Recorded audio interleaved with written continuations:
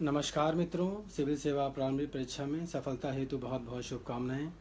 मैं आपको GS paper first का एनालिटिकल व्यू दे रहा हूं, जिससे कि आप मेंस परीक्षा के लिए अपने आप को तैयार कर सकें।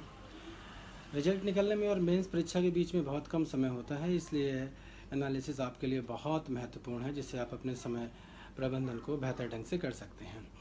आज का जीएस का पेपर 2016 की तुलना में ट्रेंड वाइज सिमिलर है, लेकिन कुछ क्षेत्रों में क्वेश्चंस कम और ज़्यादा हुए हैं, जो कि मेरिट पर निश्चय ही एक असर डालेंगे। इस वर्ष पॉलिटी, जिसको कि हम राजव्यवस्था भी कहते हैं, बहुत उछाल देखने को मिला है। 22 क्वेश्चंस राजव्यवस्था से आए हैं तथा प्रश्नों का स्तर सरल और मध्यम श्रेणी का है।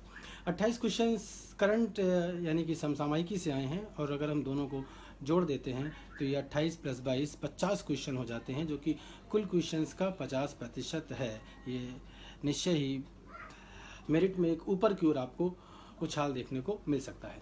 भूगोल के प्रश्न पिछले वर्ष की तुलना में बढ़े हुए हैं, और भारतीय भूगोल से 7 क्वेश्चंस और विश्व भूगोल से 2 क्वेश्चंस आए हैं। अधिकतर क्वेश्चंस मानचित्र पर आधारित हैं और कुछ क्वेश्चंस ट्रिकी भी हैं।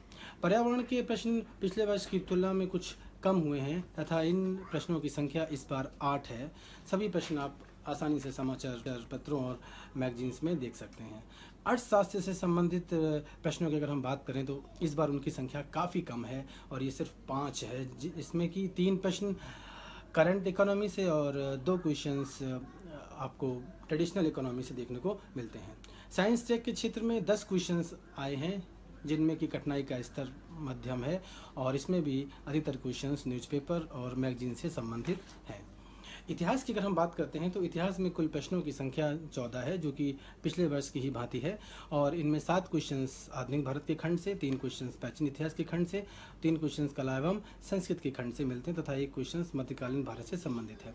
इसमें अगर हम कला एवं संस्कृत के खंड को छोड़ दें तो बाकी सभी खंडों में प्रश्नों का स्तर सरल है। इस प्रकार अगर हम संपूर्ण प्रश्न पत्र को देखते हैं तो जिसने भी न्यूज़पेपर्स, करंट मैगजीन्स और पॉलिटी पर पर्याप्त ध्यान दिया होगा, उसे इस पेपर को क्रैक करने में कोई कठिनाई नहीं होगी।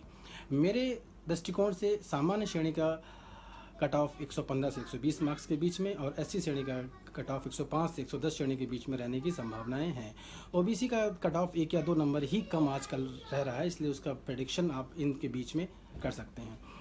आशा करता हूं कि इस विश्लेषण से आप अतिशीघ्र अपना आकलन करके मेंस की तैयारी में लग जाएंगे। आप सभी को प्रारंभिक परीक्षा में सफलता हेतु बहुत बहुत शुभकामनाएं। धन्यवाद।